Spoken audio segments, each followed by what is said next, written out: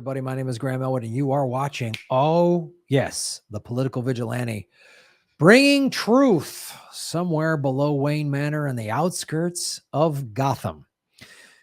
So we talked a lot about, and we will continue to talk about, Russia's invasion of Ukraine.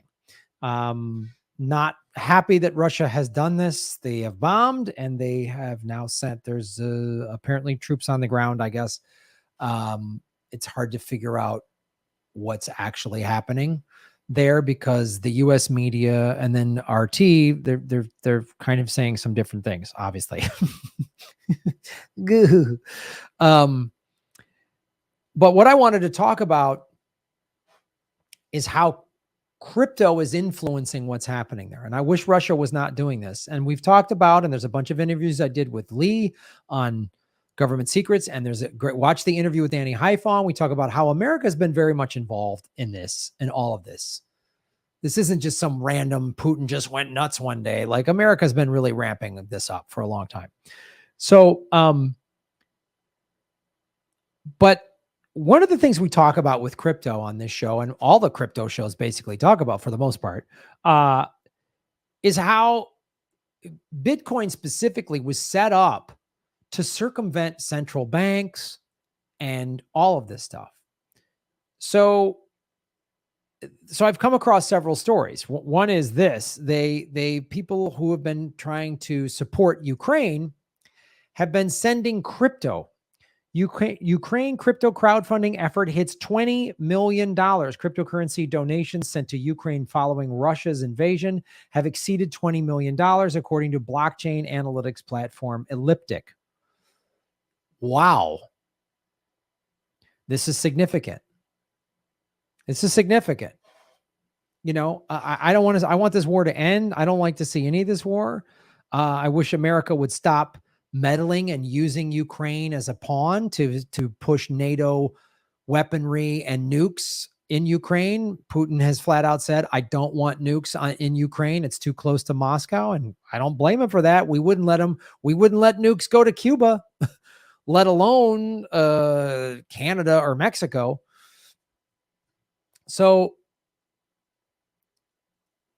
but I think crypto, this is a very precarious time in the world right now. Obviously, if we go to World War III, we're all going to die, right? That's a reality.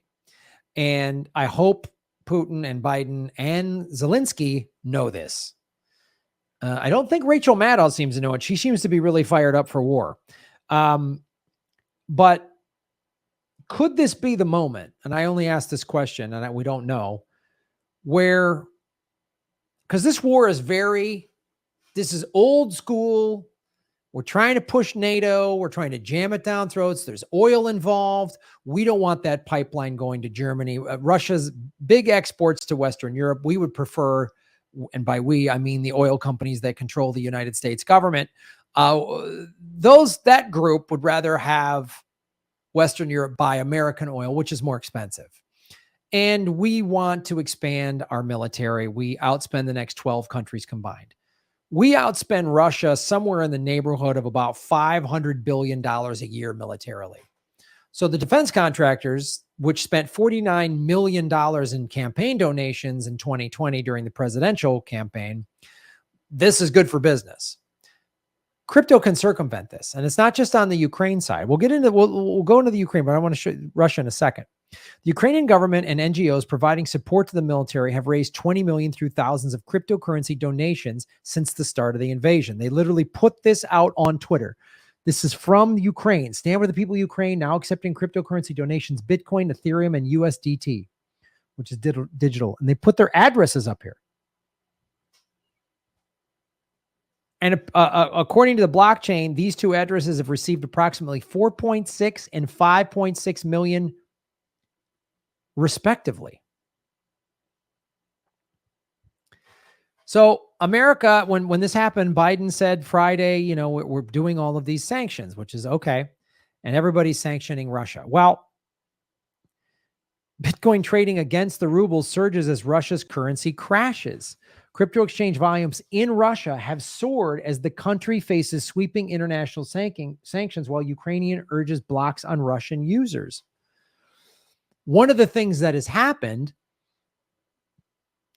there's been a little bit of a run on the banks in Russia.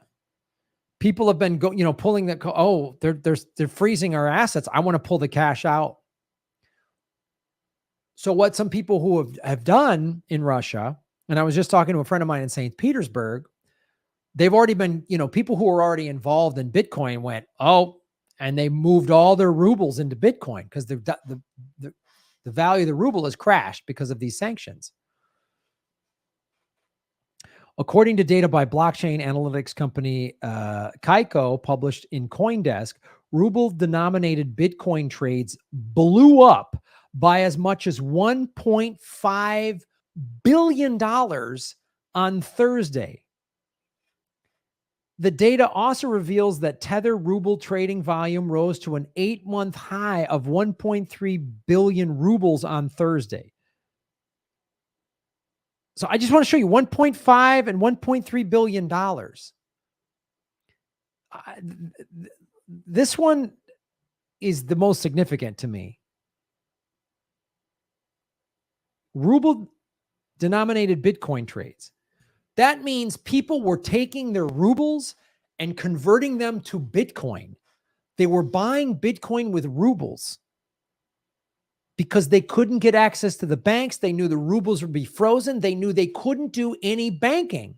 So if you have a regular job in Moscow, and again, whether you like Putin or don't, again, this is the regular people always get screwed with sanctions.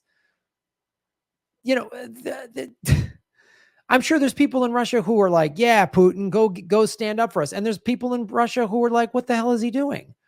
It's a big country. It's 220 some million people in that country. They've had anti-war protests there. I met a lot of people. The younger people tended to be more critical of Putin. The older people tended to be more supportive of Putin because they were around when the Soviet Union collapsed and the 90s was just an awful train wreck. There was drugs. Families were decimated. It was ruined. And Putin came in and brought in stability. This isn't to debate whether Putin is good or bad, but I'm showing you that look what Bitcoin is doing. Look what Bitcoin is providing on both sides. So the Ukrainian government is asking for help, and the international community, people anywhere in the world can just send Bitcoin or Ethereum like that from your smartphone, from your laptop, right like that. You're living in Russia and you're the victim of world leaders, Putin, Biden, Zelensky, all being jackasses that really don't care. They claim they care about you, but they only care about the people they're getting the money from. Especially, I don't know Zelensky that well, but Putin and Biden, come on, especially Biden. Let's be honest. And so imagine that. Imagine if the world started sanctioning America for the 377,000 dead people from the war in Yemen. It's way worse what they're doing. What the United States has done what Putin is doing is not good. It's an illegal invasion, but how many illegal invasions have we done? I don't know. Have you ever heard of a country called Iraq? I don't know. Maybe there. Lied about weapons of mass destruction. 1 million people are dead.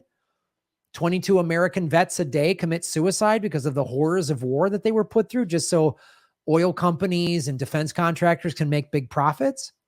So imagine if we got sanctioned and there was a run on the banks, you couldn't get access to the money in your bank account. I have a crypto playlist, watch it, do your own research. I am not a paid financial advisor, but I want you to use Bitcoin specifically to empower yourself so you're not at the mercy of all of these corrupt warmongering governments. And then the president, it's hard not to like Bukele. The president of El Salvador, the intrinsic value of Bitcoin is now in full display on the whole world. They converted over the summer. It became official in September last year that Bitcoin is the official currency of El Salvador.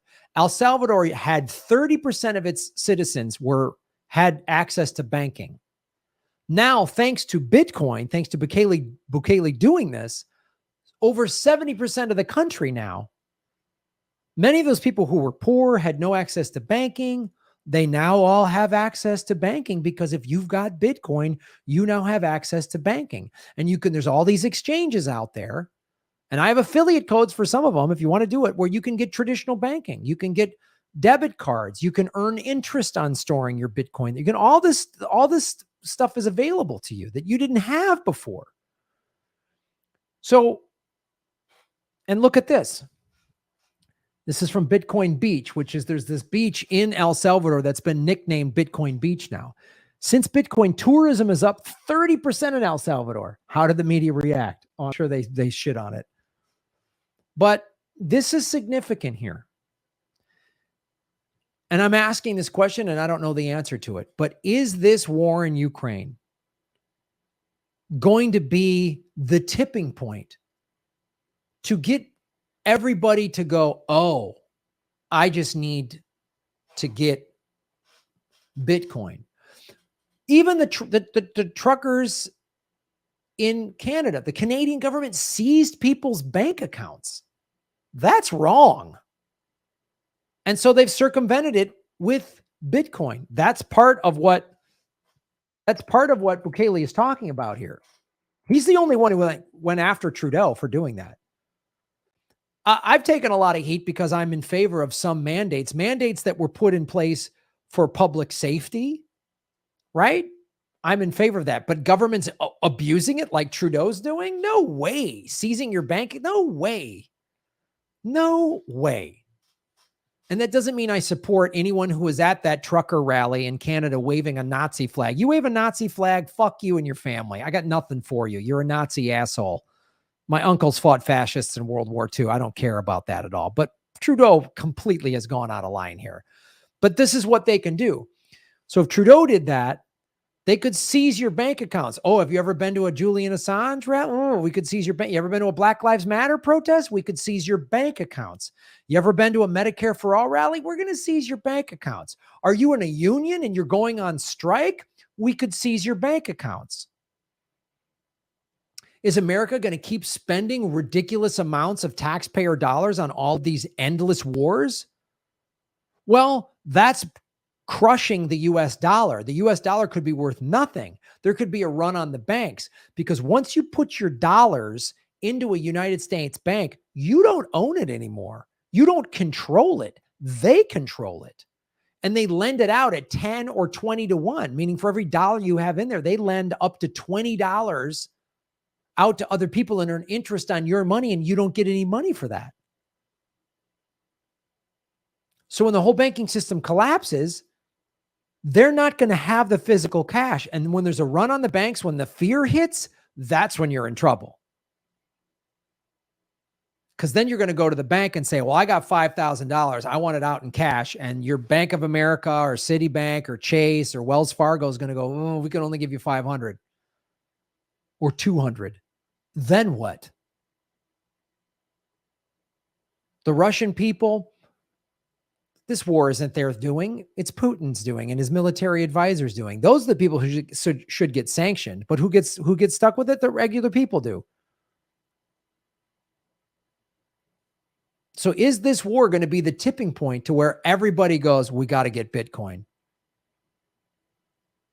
If Putin, and he's talked about it in a couple of speeches, he might just come out and say, oh, we're all going to Bitcoin. Now he's got some oligarchs that he has to answer to, but that could happen. I told you when El Salvador did this last summer, it was going to be the first domino. And I bet you look at countries that the United States sanctions, Venezuela, Cuba, I bet you they start going to Bitcoin. I bet you they do it. If you live in Russia, if you live anywhere and you're worried that some crazy global event from greedy or stupid or selfish politicians because wars will screw your money up.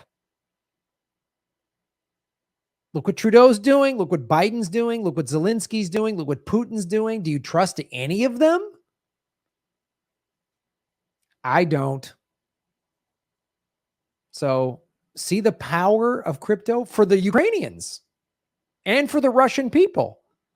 $1.5 billion rubles, I guess it was, They bought, that's a lot of people. That's one of the reasons the Bitcoin price has been going up. When the war hit, the price dropped down to 33,000 a coin for Bitcoin a week ago when Russia did the invasion. These last couple of days, when the sanctions started taking, Russian citizens have been buying Bitcoin with their rubles.